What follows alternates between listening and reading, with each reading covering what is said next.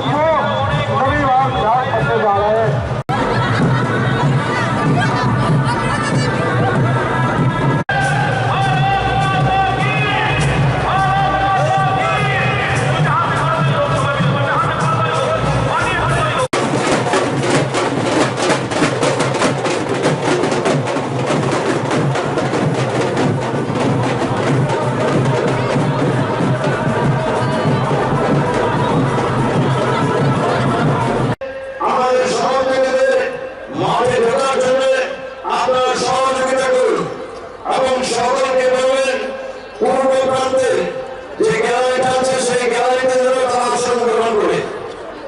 भी है ये बहुत बड़ा अपने में रिकॉर्ड होना। 9 बार के विधायक है विकास दत्ता 9 बार के विधायक होने जा रहे हैं।